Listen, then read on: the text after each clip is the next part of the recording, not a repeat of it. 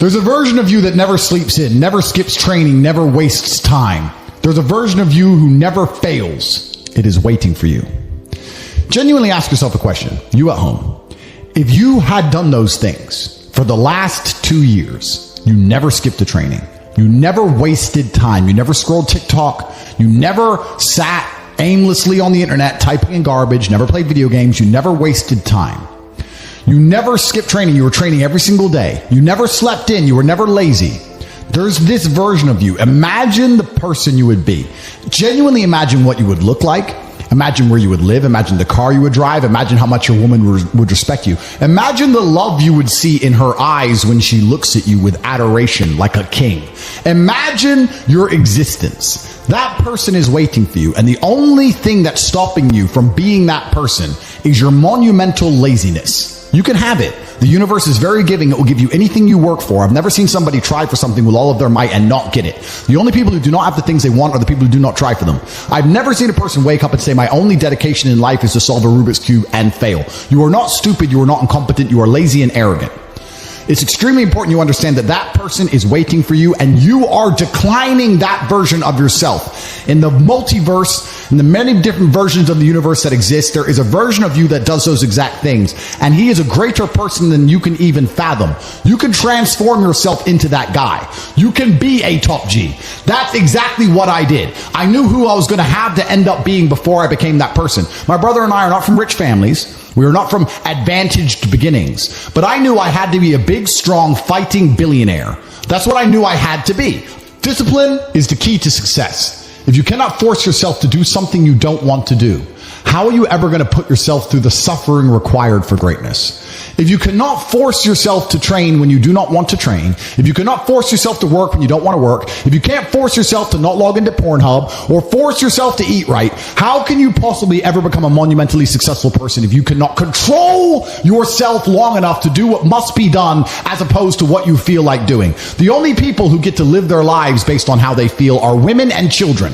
Children can cry because they feel like crying, as can a woman. A woman can start an argument because she feels like arguing, as can a child. A man must do what he is supposed to do irregardless of how he feels. That is the key component to masculinity, is discipline. If you do not have the discipline to dedicate yourself to anything, you are going to fail and be crushed by the people who can. If you only go to the gym when you feel like going to the gym, you're never going to be as strong as the people who go to the gym when they don't feel like going to the gym. That is a reality of life. So, I train every single day. I've actually heard from some people saying, you overtrain. And I explained to them, one, I don't believe in rest. I'm not you. I'm not pussy and I'm not broke like you are, Mr. Fitness Trainer, standing around the gym teaching people for $50 an hour. I don't need to listen to you. Secondly, I don't train because I want to get bigger. I train every day because it is difficult to train every day. It hurts. I don't want to. I wake up and I'm busy. I have other things to do. I don't feel like doing it. So I force myself to do it 7 days a week, 365 days a year, so that I know I'm the kind of person who can do what he doesn't want to do when it needs to be done. I am that man. And it is more of a mental exercise than a physical exercise at this point.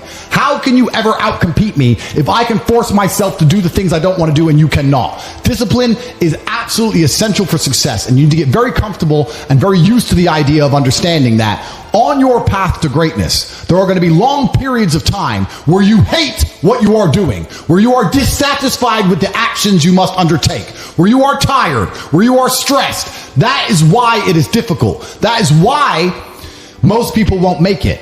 If the path was easy, everybody would walk it and it would lead nowhere. 100 people start the path, 99 fall off because it is difficult, and the one person who makes it to the end gets the gold. If all 100 made it to the end and the gold was divided by 100, it wouldn't even be worth anything. The difficulty gives it value. The fact that it is difficult to do is the key component into the fact you want it in the first place. If it wasn't difficult, everyone would have it and you wouldn't want it because no one would respect it. It's supposed to be hard. Life is supposed to be hard. You're supposed to think this is terrible. You're supposed to suffer and smile through the pain regardless. Discipline is the key to success in all realms as a man. And if you lack it, you stand no chance. You can give most people a roadmap to success. You can give them a Ferrari with a full tank of gas, and a lot of people still wouldn't make the destination because they would say the drive is too far away.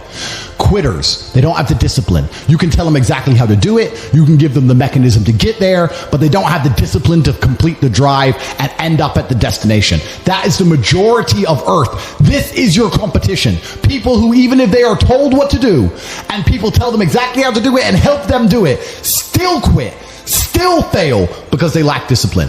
Even me, with my monumental powers, I can't make a quitter successful. It doesn't matter how good I am. It doesn't matter how easily I make it for them to succeed. It doesn't matter how compendious and concise and powerful the real world is. It doesn't matter how much I text them and motivate them, how many emergency meetings I do to try and talk to them and hype them up, how much motivation I give them. It doesn't matter what I do. If they are a quitter, guess what they're going to do? They're going to quit. No matter how simple the map is to read, no matter how fast a Ferrari is, somewhere along the drive, the sun's going to get in their eyes, and they're going to sit there and go, I don't like this, this is hard, and they're going to quit. Quitters are the number one type of people that nobody can help. If you're a quitter, I can't help you, life can't help you, God himself cannot help a quitter. So if you lack discipline, you lack the very basic building block to any type of success which exists on the planet. By every single metric which can be measured with science, you are going to stay a loser and a failure. The key is to keep training. If you train hard every single day, you don't have to worry about a little bit of vitamin C. It's true. If you don't train and you don't smoke, you're still going to be a pussy. Yes. The answer is always hard work. As soon as you are granted life, you are guaranteed death. What you do in between is up to you.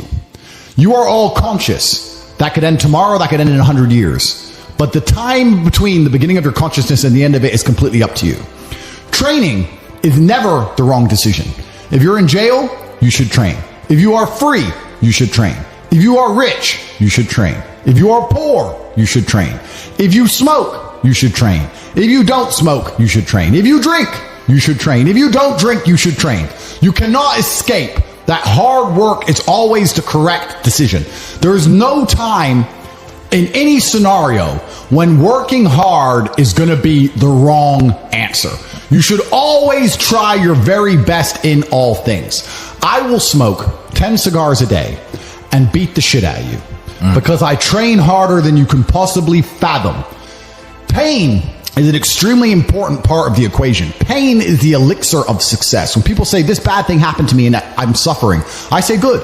It is pain which is required. It's one of the elements in the chemical reaction. And the chemical reaction requires 5 particular distinct compounds, and you have 4 and you're missing 1. It simply doesn't work.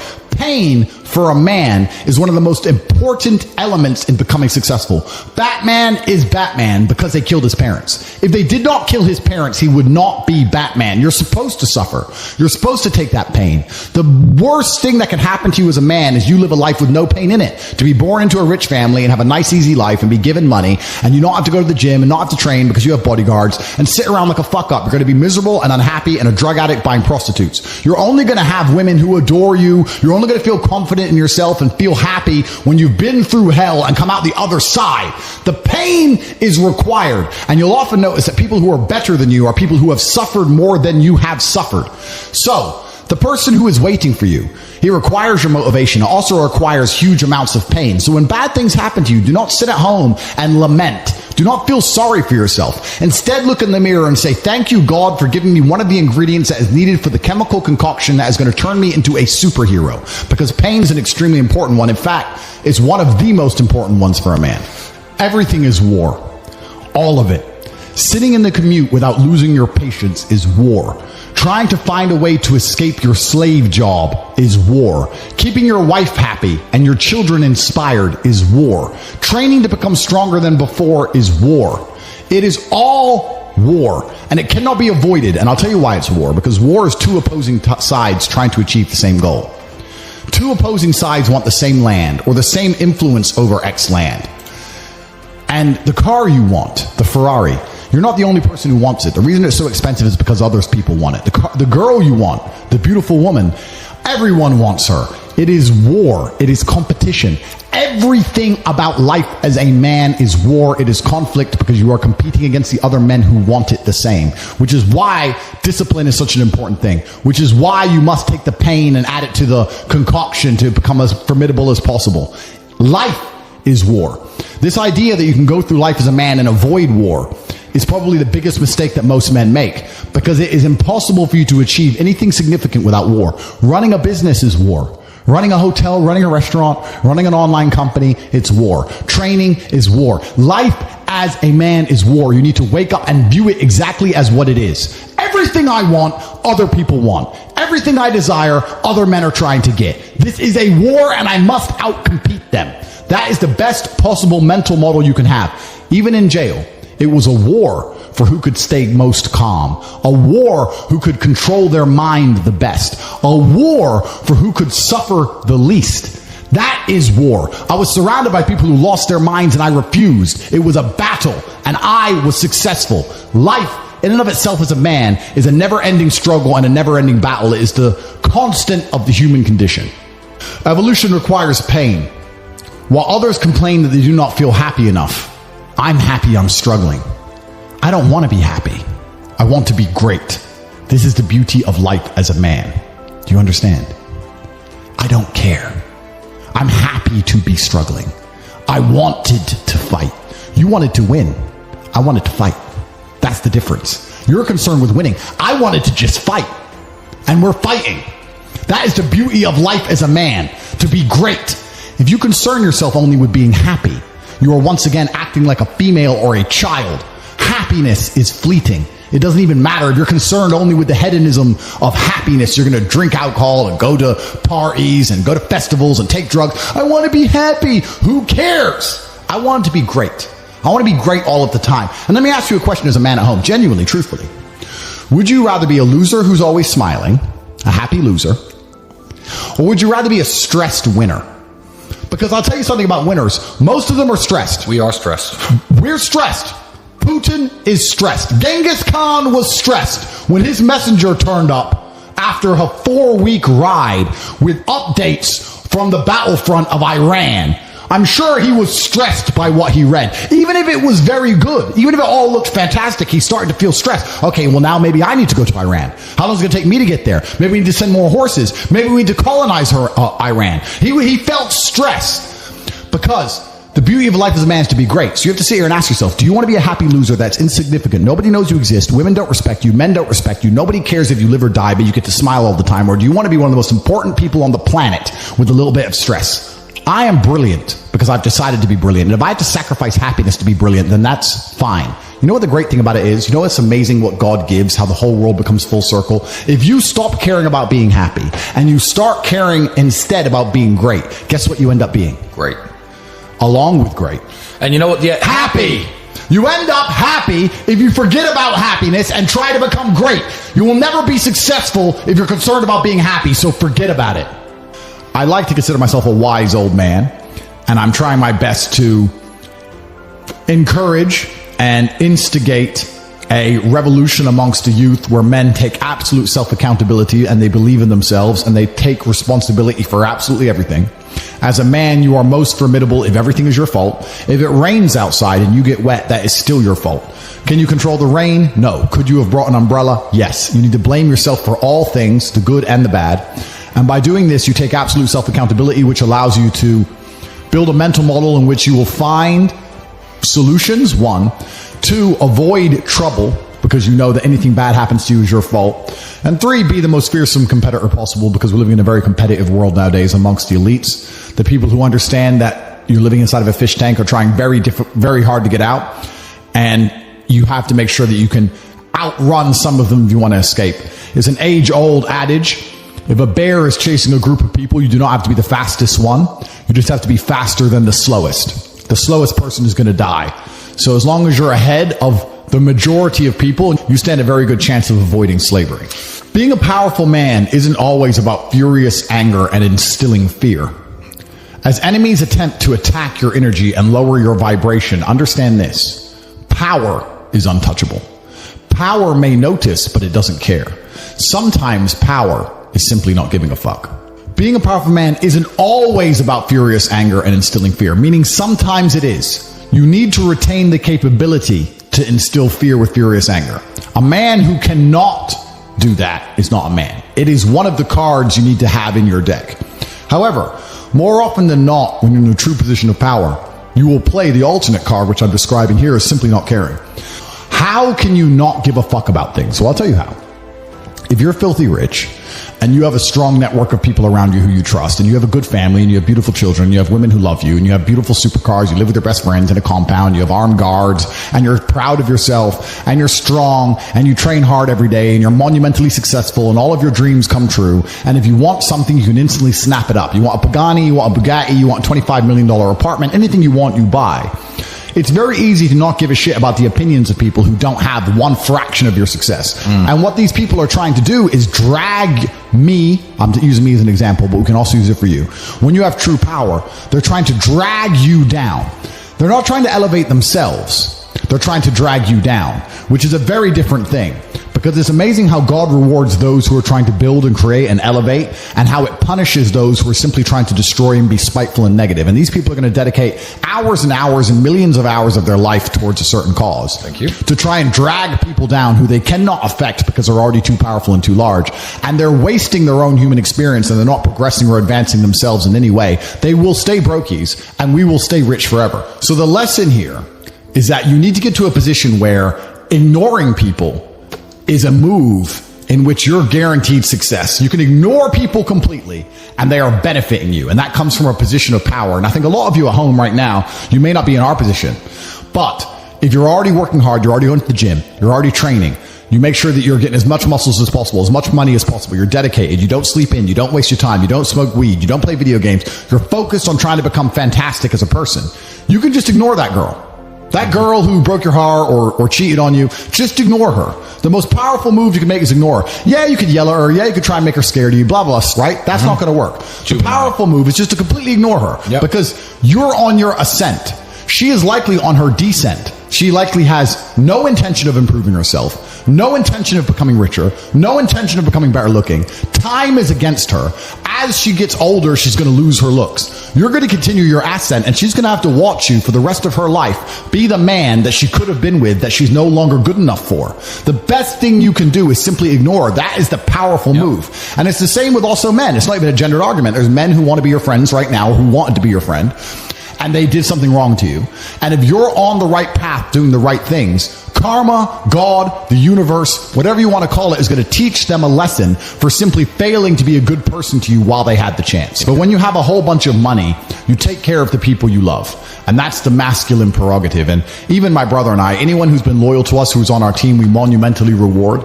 And everyone who ever displayed cowardice or sold us out or made mistakes massively regrets it because they see how well we treat the people who are close to us. If you lack somewhere, excel somewhere else.